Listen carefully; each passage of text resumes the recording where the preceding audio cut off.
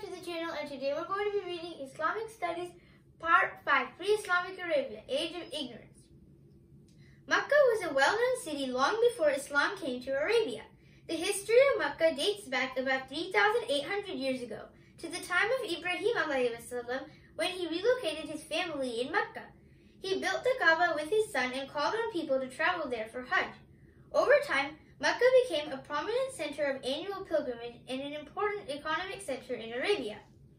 Here our focus is on the conditions of Arabia around the time Islam came to the region.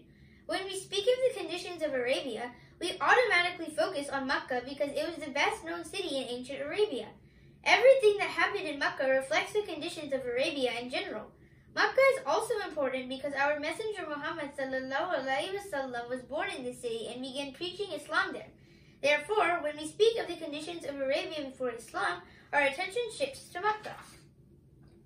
Before our Messenger Muhammad ﷺ preached Islam in Arabia, the condition of the people in Makkah and Arabia was very different. The people practiced many bad things and believed in many false ideas. When Islam came to Arabia, it changed the social and religious conditions of the entire region. Islam changed all the bad practices and false beliefs. Once we learn about the false practices and beliefs during pre-Islamic Arabia, we can understand how Islam changed these false practices and ideas forever. When we study Islam, we often come across the term Jahiliyyah. The word Jahiliyyah means condition of ignorance.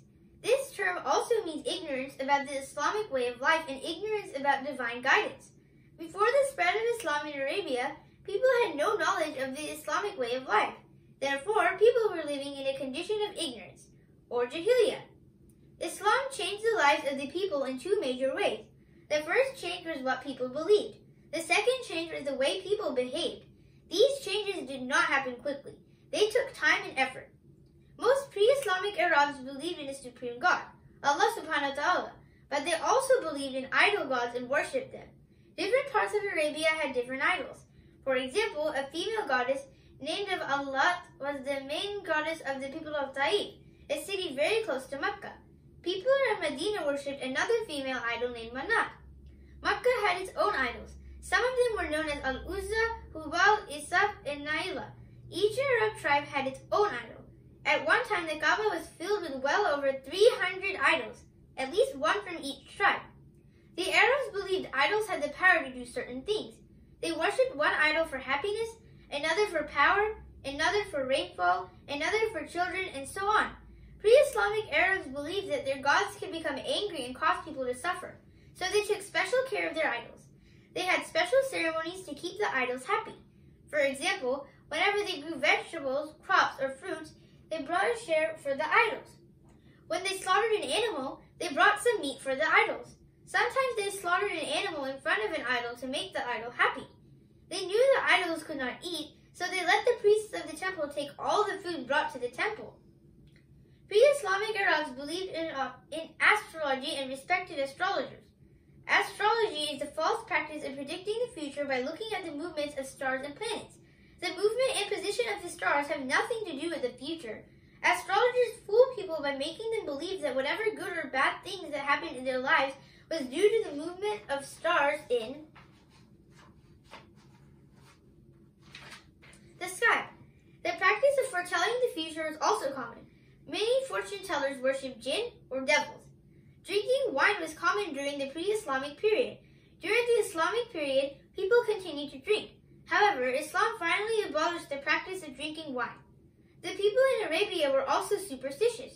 Superstition is a false belief in unnatural things, magic, and false ideas about why certain things happen. Due to superstition, people used to set some of their animals free to honor their idols. They would decide an important matter by shooting arrows, or they would let some captive birds fly free, or observe the movement of other birds to decide an important matter. Pre-Islamic Arabs used to perform Hajj around the Kaaba.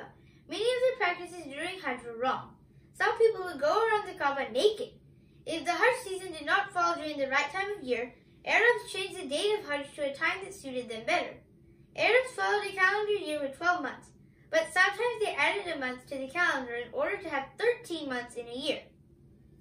The position of women during the pre-Islamic period was quite bad. Men in the society believed women did not have a soul. Sometimes they treated women worse than they treated their animals. People did not like the birth of girls. They believed that the birth of daughters was evil or unlucky. Sometimes they buried a newborn girl in the sand. They were happy only if a male child was born. To them, the birth of a male child was a sign of tribal power. Pre-Islamic Arabs did not approve of giving property to women and children. Women had no rights. People did many unfair things to women. For example, men married their own stepmothers in order to preserve their father's property. Rich people oppressed poor and powerless people. The rich would unfairly take the wealth of the orphans. If a man from one tribe killed a man from another tribe, the people of the second tribe took revenge in a very unfair way.